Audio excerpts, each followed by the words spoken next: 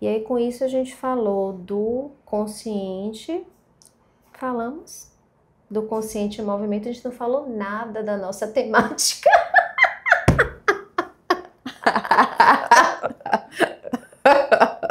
O nosso movimento, o nosso consciente em movimento, que a gente tanto pensa, né?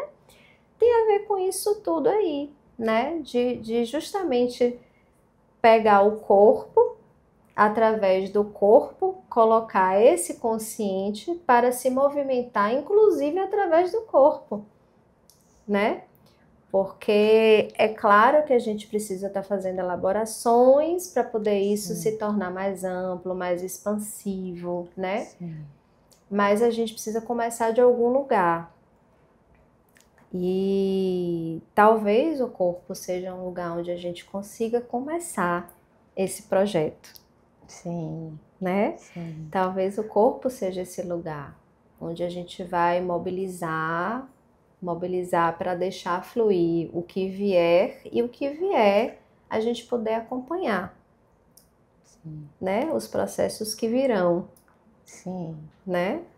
É esse corpo que está em busca o tempo todo de uma equilibração, né?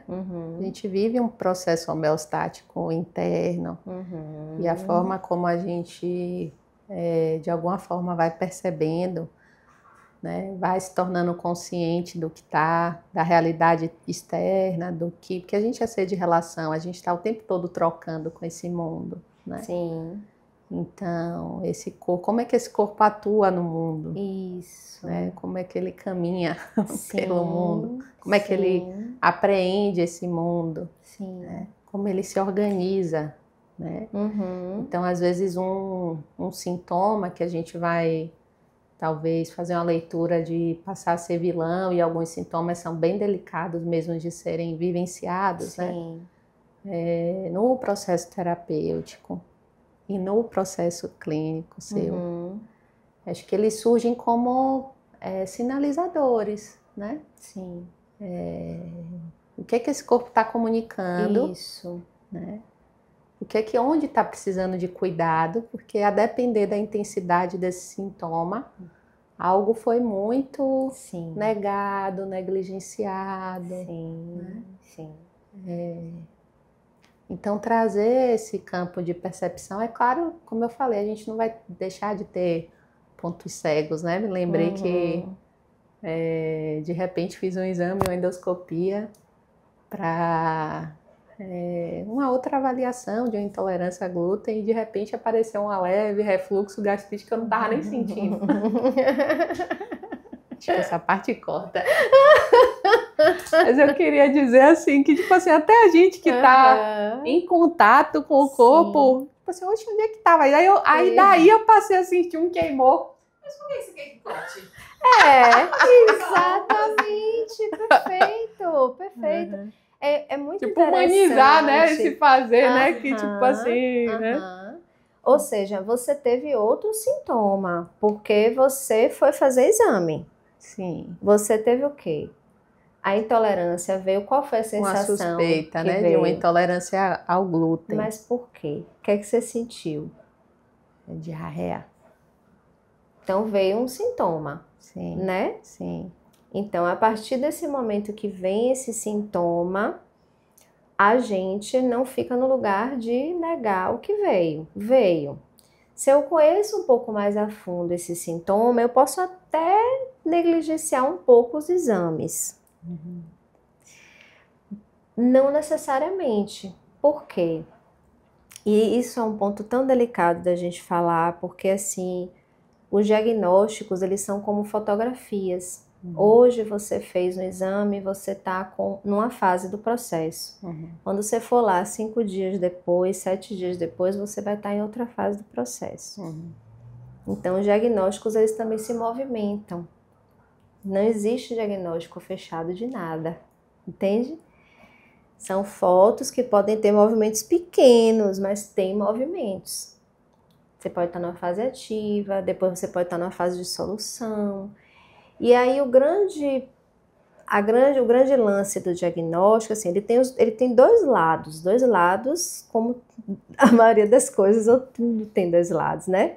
Então, o diagnóstico, ele tem esses dois pontos interessantes. Ele é muito bom porque ele vai te dar uma fotografia, ele vai te dar um panorama do que está acontecendo. Muitas vezes você não está sentindo o que está acontecendo naquele tecido que o exame identificou.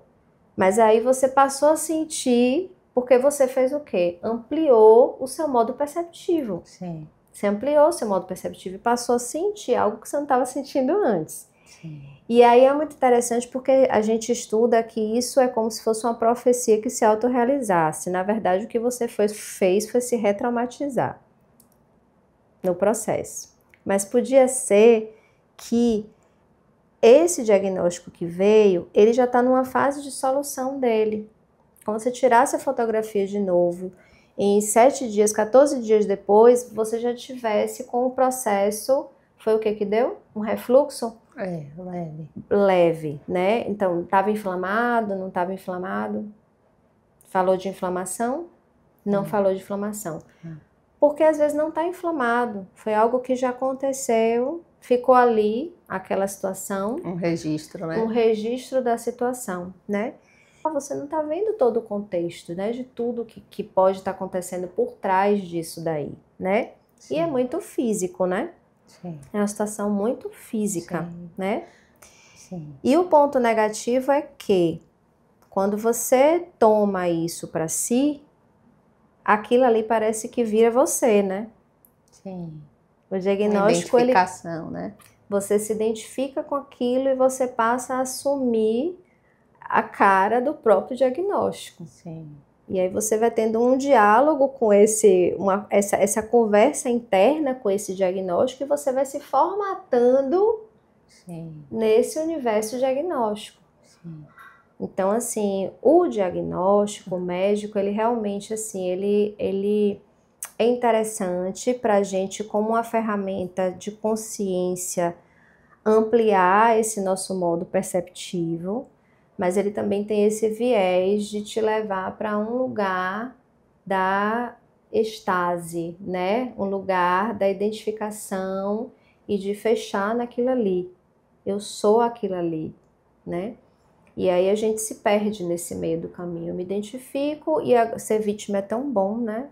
Porque quando eu me sinto visto até por mim mesma, né? Poxa, eu dou tão duro, eu me sinto visto por mim mesmo, me sinto vítima daquele processo, eu tenho algo onde me ancorar e dizer que agora eu sou vítima, porque ficar no lugar que é um lugar confortável, ficar no lugar onde eu vou gastar menos energia é muito mais seguro, né? Para todos nós. Nós vivenciamos isso o tempo todo, é biológico da gente, né? A gente precisa sentir esse conforto, mas não dá pra gente fazer morada nesse conforto. Exatamente. Né? E aí é que mora, né? Esse lugar da gente estar dialogando. Se eu me conformo com o diagnóstico, né? Se eu posso levá-lo para esse lugar, né? Isso, exatamente. Exatamente. Porque além disso eu consigo conseguir expandir o que é que está relacionado, que aí tem a ver, né? Vindo um pouco para a minha área, assim, simbolicamente, com o meu momento de vida, sim, né? Que inquietações, o que é que eu estou precisando digerir. Sim. Né? Esse campo aí, né? Que é possível de aprofundar mesmo. Sim, muito. E que tem muito a ver com o seu modo perceptivo. Não é uma receita de bolo, né? Você vai fazer várias elaborações dentro desse processo aí. Que tem linguagens muito próprias suas, né? E que quem tá de fora não tem propriedade disso, né? Quem tá de fora só dá para te acompanhar, né? Te dar a mão nesse processo, de ser, né? Sim, e aí acho que você toca nesse ponto também do lugar do amparo, né? Quando a gente vai acessar conteúdos, mobilizar pontos traumáticos, né? Sim. Porque geralmente o que é mais impactante é ter uma vivência difícil, delicada, se sentir no desamparo. Sim. Sentir só. Só. Então, o quanto a gente precisa uns dos outros nesse refazimento. Sim. Né? Eu lembrei também quando você estava falando do diagnóstico, que diferente também do modelo biomédico, porque a gente vai procurar, né, a medicina para deixar de sentir os sintomas que a gente estava sentindo. Sim. Né? E numa proposta terapêutica, né, a gente não vai sair igual, ou como é que eu posso dizer? Voltar a ser quem éramos antes. Sim. Né? Como estávamos antes. Sim. A gente vai sair com outros olhares. Sim. Né? Com outras percepções desse organismo. Sim. Né? Sim. Do que são essas áreas que talvez sejam áreas de choque, que na psicossomática, né, a gente vai considerar, né, áreas do corpo em que em algumas pessoas sempre ficam ali mexidas, alvo diante de adversidades, de vulnerabilidades, né, de dor. Sim, esse é um ponto bem interessante, porque leva para o que a gente busca enquanto pacientes de melhorar a dor e de se analgesiar ou anestesiar, que é o caminho, né, que a gente busca sem pensar, né? Não quero porque eu preciso continuar na minha luta, na minha fuga, na minha vida e às vezes no meu modus rasos de ser, né? E a gente não compreende que essas dores, essas comunicações, essas disfunções já são o processo final, digamos assim, né? Do que você está vivenciando como processo que você não se dava conta que você estava vivenciando como processo. E é como uma bandeirinha assim, né, de paz, uma bandeirinha branca assim do corpo dizendo assim, olhe para mim, estou em paz, venha olhar para mim. O sintoma, ele é isso, porque que bom que a gente tem um corpo que expresse algo de tantas profundezas, né? Que precisa vir à tona, né? Que bom. Eu não sei se a bandeirinha é tão de paz às vezes. Porém, exatamente, porém, essa bandeirinha ela pode se tornar de paz no sentido... paz no sentido assim, é uma conversa de você com você mesmo, você nem se escuta, então eu preciso pedir essa paz, entende? Sim. Eu preciso pedir essa paz. É uma manifestação, né? Entendi. E aí eu acho que a gente precisa caminhar para um lugar, nós enquanto humanidade, pessoas, né, seres humanos, caminhar para um lugar de sentir as coisas antes de chegarem nesse ponto, entende? É como se tivesse tudo muito segregado, né? E o que a gente faz afeta o todo, o que acontece no todo nos afeta, isso também... Isso. Acho que adentra assim, esses fenômenos sociais, né? O coletivo. Né? O impacto, né, do que a gente tem hoje de violência, de alteração climática, de desigualdade social. A complexidade é grande, né? Porque permeia e conversa com a família, né? Conversa com o clã, com heranças de antepassados, conversa com o coletivo, né? Conversa com o indivíduo, né? Esse indivíduo, ele se relacionando com a existência dele e com a relação dele naquele meio, né? Então, assim, é tão complexo, mas ao mesmo tempo é possível, né? E é isso que a gente está trazendo aqui hoje. É possível pelo sentir. É possível, porque quando você passa a ampliar essa janela perceptiva do seu corpo, e você percebe que depois de ter brigado com seu marido, algum pródromo, algum sinal que vem antes do sintoma, ele apareceu ali em você, e você observa isso, você se acompanha desde esse sinal, é onde você está informando para o seu sistema nervoso que aquilo não é tão ameaçador para você.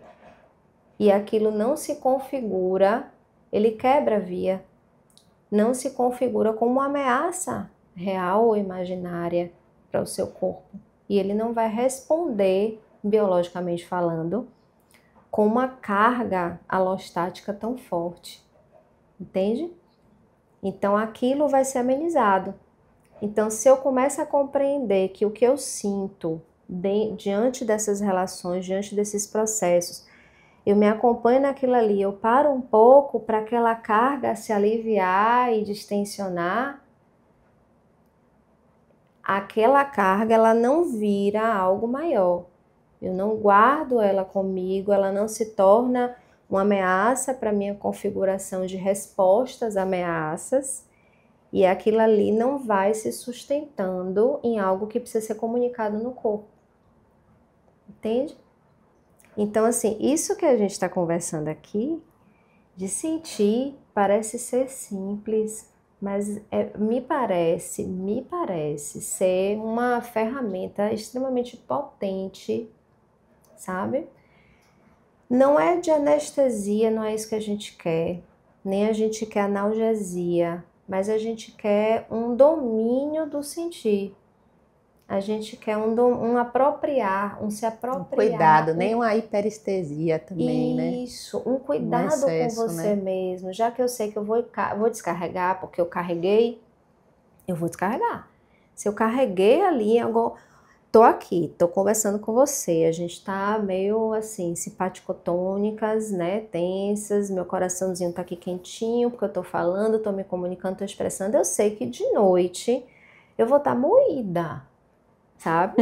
Passou um trator em cima de mim.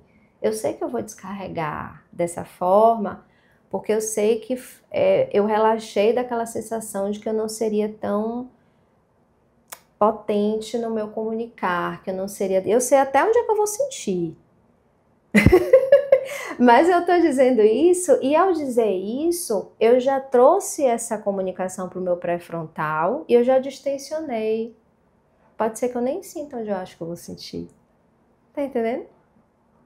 Então, assim, é muito potente isso de você... Quanto mais conhecer esses caminhos, mais abrir liberações, né? Espaços de liberações. Exatamente, né? Espaço para distensionar isso, entendeu? Essas cargas alostáticas. A gente fala de carga alostática, que é aquilo que você estressa, que vai além das suas ferramentas de regulação, e seu corpo não dá conta, seu sistema não dá conta, e ele vai acumular isso.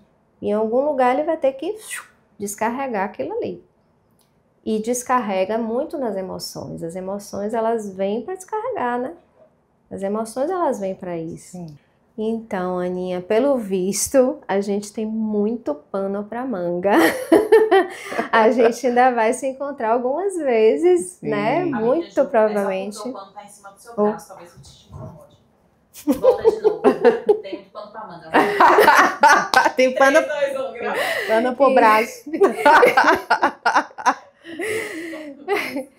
Então, gente, a gente tem muito pano para manga, né? Tem muita coisa para conversar, muito assunto para abordar. A temática ela é ampla, diversa, complexa, sim, né? Nada simples. Sim. E certamente a gente vai ter alguns encontros aí pela frente, né? Sim. Estou super aberta.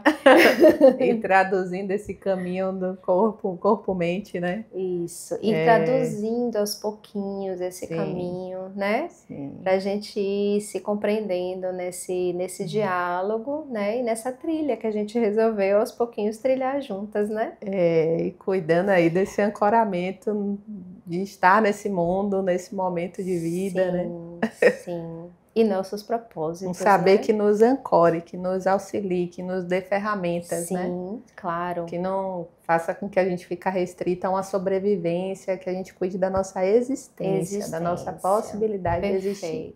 E expansão. E expandir. Assim seja! Assim seja, assim seja, adorei!